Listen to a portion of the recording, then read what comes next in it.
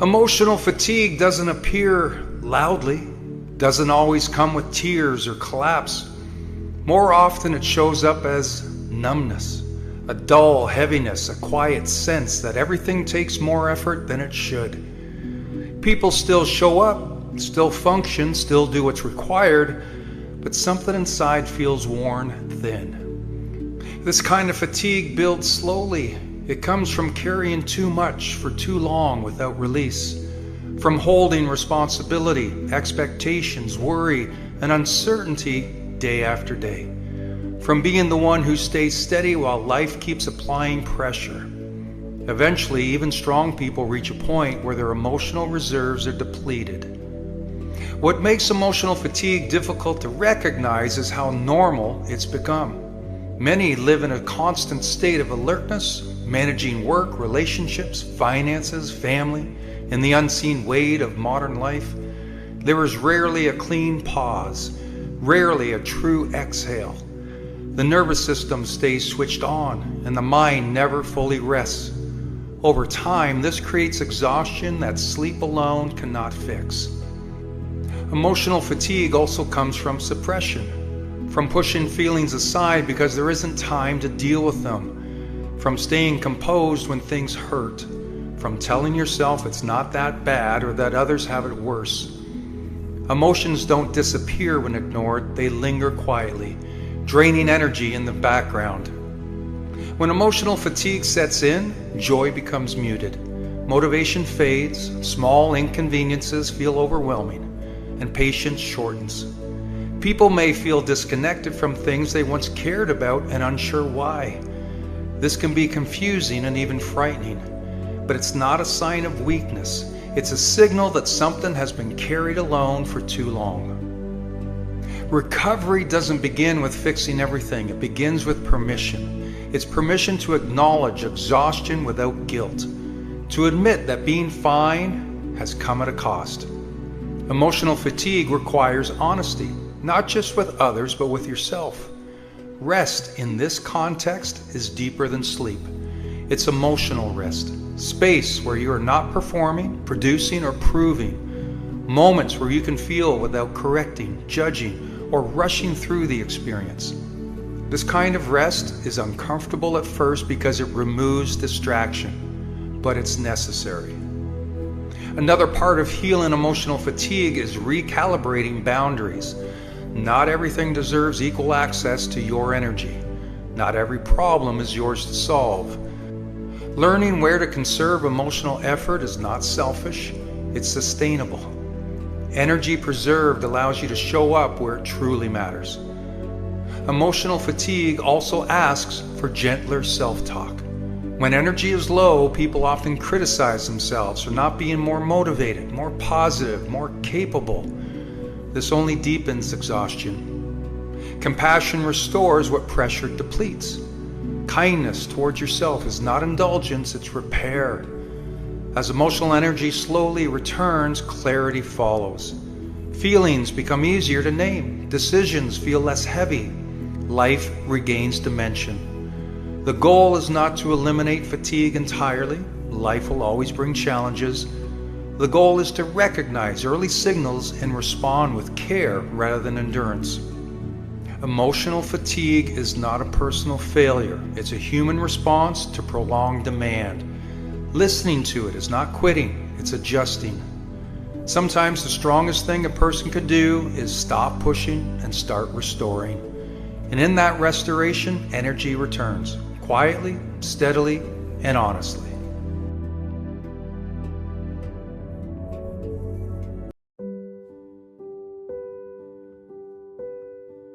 Everyone has triggers, words, situations, or memories that hit a nerve before we even realize what's happening. They come fast, unexpected, and often stronger than we'd like to admit.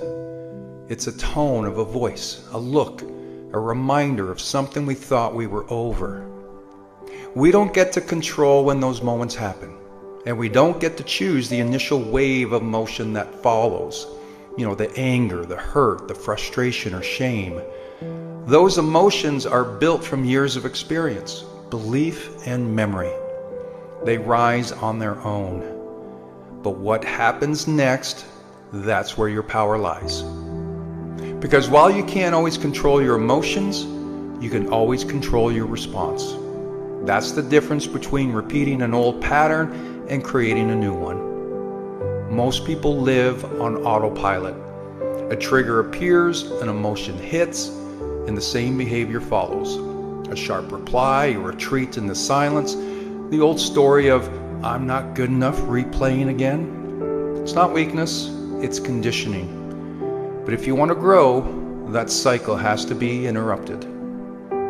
Growth begins the moment you stop reacting and start observing. When you feel that emotional urge, pause, breathe, don't fight it and don't feed it, just notice it.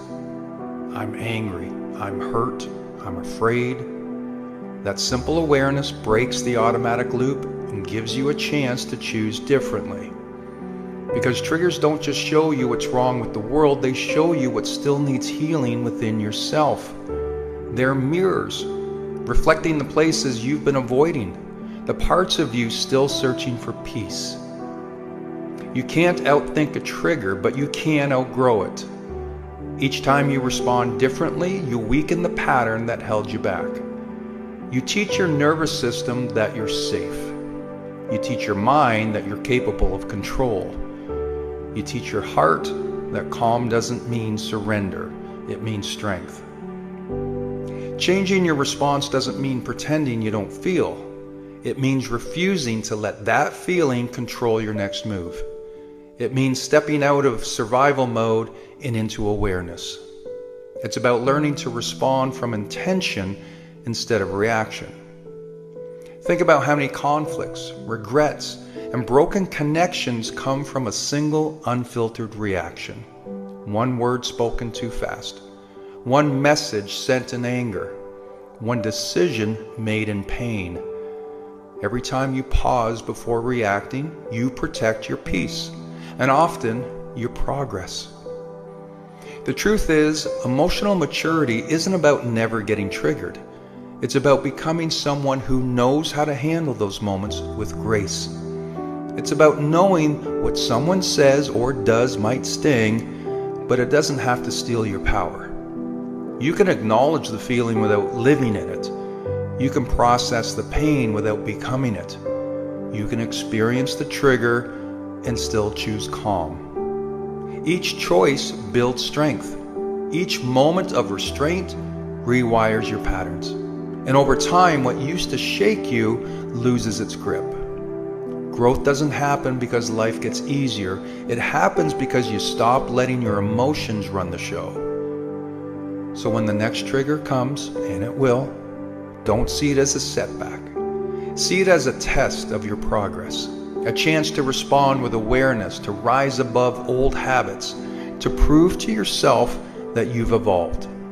Because the trigger isn't the enemy, it's the invitation. In your response, that's where freedom begins.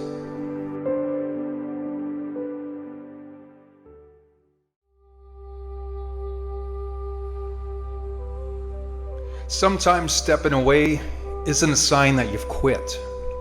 It's a sign that you finally listened to what your mind and body were trying to tell you. And that's why I'm here today, because I needed that break too. It's been a while, and before I get into anything else, I want to say thank you. Thank you for staying connected. Thank you for being patient. And thank you for being a part of this community. I took a break, not because I stopped caring, not because my fire went out, but because sometimes life whispers to you, slow down, breathe, and reset. And if you ignore that whisper long enough, it becomes a shout. For me, the past few months were a reminder that even coaches, leaders, parents, athletes, all of us, we're all human. We push, we grind, we give so much of ourselves to the world that we forget the simple truth. Rest is not the enemy of progress. Rest fuels it. Taking a break doesn't mean you failed. Doesn't mean you're lazy. It doesn't mean you've lost your passion. Sometimes a break is exactly what you need so you can come back with clarity, energy, and purpose. During my time away, I looked at my life, my routines, my goals. I asked myself some hard questions. I sat with the parts of me that were tired, and I realized something. The break didn't weaken me, it strengthened me. It reminded me why I started this journey in the first place. And I know many of you have been there too. Maybe you've had to take a break. Maybe you stepped back from your dreams for just a little while. Maybe life got loud. Maybe you got hurt or overwhelmed or stretched too thin. But here's the message I want you to hear today. You're allowed to pause. You're allowed to regroup, and you're allowed to return stronger than before. Breaks are not the end of the story. They're a chapter where you gather the strength to turn the page. And now I'm back. Not to be perfect, not to pretend everything is always smooth or easy, but to keep showing up with honesty, with heart, and with a message that hopefully meets you where you're at. Because that's what this channel is about. Growth, mindset, perspective, learning to navigate the ups and downs of life with courage and resilience. And if I'm going to talk about those things, I have to live them too. So if you've taken a break, if you're in that space right now, if you're wondering when your spark will come back, listen to me. It will. And when it does, you won't be starting over. You'll be starting from experience, from clarity, from strength you didn't even know you were building. So here's my promise. I'm back, and I'm committed to bringing you content that lifts you, challenges you, and reminds you of who you can become. If there's something you stepped away from, something you want to restart, something you know is still in your heart, take one step, just one. Your comeback can begin right now. Thanks for being here. Let's get moving again, together.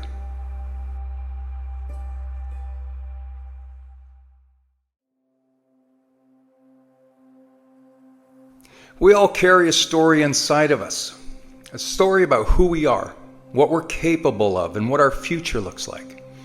Some of those stories are empowering. They tell us we can rise, we can grow, we can succeed. But for many people, the story in their head is filled with doubt, fear, or limitations. Truth is, the story you tell yourself shapes the life you live. If your inner narrative says, "I'm not good enough," then every challenge feels heavier. Every failure feels final. But if your story says, "I'm learning, I'm growing, and I can handle this," then setbacks become lessons, not endings. That's the power of rewriting your inner narrative. It's the mental map that guides you through life, especially when things get tough. Now let's be honest. Most of us didn't write our first stories. They were shaped by family, teachers, friends, and even failures from the past. Maybe someone told you that you'd never succeed. Maybe a mistake made you believe you're not capable. Over time, those words and experiences become the voice in your head. And unless you change it, you'll keep following a map that leads you nowhere new. But resilience is about picking up the pen and writing a different story. It's about saying, yes, life is hard. Yes, I've been knocked down, but my past does not define my future. That's the mental map of resilience, not ignoring your pain, but refusing to let it control your direction. If you want to change the story you're hearing, then here are the steps. First, recognize the old narrative. Pay attention to the phrases you repeat to yourself. Are they filled with "I can't," "I'll never," or "I'm not enough"? Awareness is the first step to change. Second, challenge those beliefs. Ask yourself, where did this story come from? Is this really mine, or was it handed to me? More often than not, the doubts you carry aren't truths. They're echoes from someone else's voice. Third, replace the script. When the old narrative shows up, rewrite it in real time. Instead of "I always fail," say "I'm still learning." Instead of "I'm not strong enough," say "I've survived hard things before, I can do this too." And finally, live the new story out loud. Don't just think it, act it.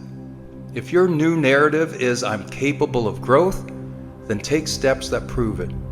Each action reinforces the new map until one day the old map isn't even visible anymore. Let me give you an example. Imagine two people lose their job. Now the first person's story is, "I'm worthless without work. I'll never find anything better." So they shrink, they give up, and the story becomes true. The second person says, "This is hard, but it's not the end. I'll learn from this and I'll find something that fits me better." That belief drives them to apply, to grow, and eventually to succeed. Same situation, different story, completely different life. Your inner narrative is like a compass. If it points towards despair, you'll walk that way. If it points towards resilience, you'll move forward even through the storms. No matter how long you've carried the wrong story, you can always write a new one. It's never too late. Resilience isn't about pretending everything's fine. It's about acknowledging the struggle and still choosing to keep writing. Your resilience begins with your narrative, and the pen is always in your hands. Some days it feels like you're carrying more than your fair share, doesn't it? The stress, the pressure, the expectations, they all stack up, quietly, invisibly, and before you know it, you're walking through your day with a smile on your face and a storm in your chest. You show up to work, you take care of your family, you try to stay positive, but inside you're running on fumes, emotionally drained and mentally fried. And yet, you keep going. But let me ask you something. How long can you keep doing that without breaking down? We all know how to build physical strength. We go to the gym, we follow routines, we push through pain to get stronger. But when it comes to our emotional and mental fitness, most of us were never taught how to train for that. No one taught us how to stay grounded when someone betrays your trust. No one gave us tools for when life gets heavy and we feel like no one understands. No one prepared us for the nights when our mind won't shut off and the weight of everything starts to feel unbearable. So let me say this, if you're struggling right now, you're not broken, you're just untrained. Mental resilience isn't about being tough. It's not about pretending everything's fine. It's about learning to navigate life's chaos with more control, more clarity, and more compassion for yourself. It's about training your mind the way you train your body. You wouldn't expect to lift 200 pounds without practice. So why expect to handle grief, disappointment, rejection, and anxiety without emotional reps? So start small, start with awareness. Notice your triggers instead of judging them. Start with breathing. When your heart races, pause. Inhale slowly. Reset. Start with boundaries. You don't have to be everything to everyone. And start with truth, not the lies your fear tells you, but the truth your strength is whispering underneath. That you're still here, that you've survived every hard day before this one, that you're more capable than you think. Now, you don't have to do this alone. Find support, talk to someone, journal, pray, meditate, walk, reflect, or hire a coach. Build habits that refill you instead of draining you, because emotional fitness isn't a luxury, it's a necessity. It's what allows you to show up with grace when things fall apart. It's what gives you space between the trigger and the reaction. It's what keeps you grounded when the people around you are losing themselves. Life doesn't ask if you're ready, it just comes. With its heartbreak, its curveballs, its beautiful chaos. But when you've built that emotional strength, when your mind is trained, your heart is anchored, and your spirit is steady, you won't just survive it, you'll grow through it. So if no one ever told you how to build emotional fitness, let this be the moment you start. Not someday, not when feelings settle down, but today.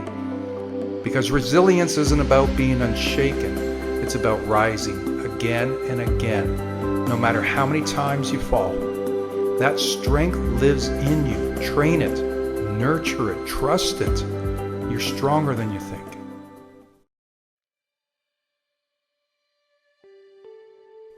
Let's get clear on this.